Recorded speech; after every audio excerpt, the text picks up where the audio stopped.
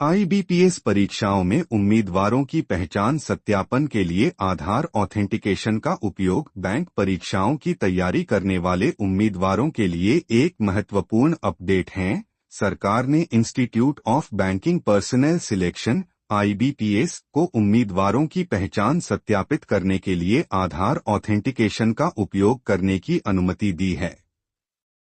यह निर्णय भर्ती प्रक्रिया को निष्पक्ष, सुरक्षित और पारदर्शी बनाने के लिए लिया गया है। नया नियम क्या है? वित्त मंत्रालय के वित्तीय सेवा विभाग ने भारत के राजपत्र में एक आधिकारिक अधिसूचना जारी की है। इसके अनुसार आईबीपीएस को अब उम्मीदवारों की पहचान सत्यापित करने के लिए आधार ऑथेंटिकेशन, हाँ नहीं और ईकेवाईसी विधियों का उपयोग करने की अनुमति है। हालांकि यह पूरी तरह से स्वैच्छिक है।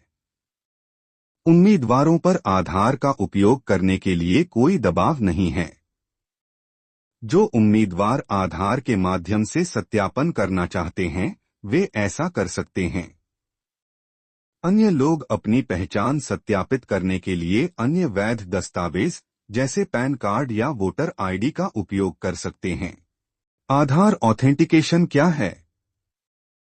आधार ऑथेंटिकेशन एक व्यक्ति की पहचान की पुष्टि करने की एक विधि है जो उनके आधार नंबर का उपयोग करती है। इसके दो तरीके हैं। हाँ नहीं ऑथेंटिकेशन सिस्टम केवल यह बताता है कि आधार नंबर और नाम या जन्म तिथि मेल खाते हैं या नहीं। ईकेवाईसी ऑथेंटिकेशन इस विधि में उपयोगकर्ता की अनुमति के बाद नाम, लिंग और फोटो जैसे सीमित मूल विवरण साझा किए जाते हैं।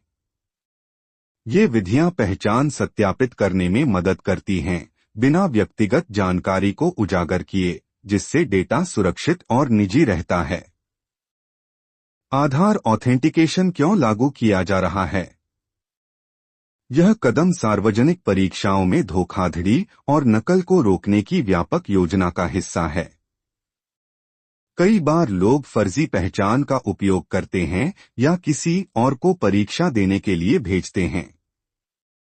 इससे ईमानदार उम्मीदवारों को नुकसान होता है और सिस्टम में विश्वास टूटता है।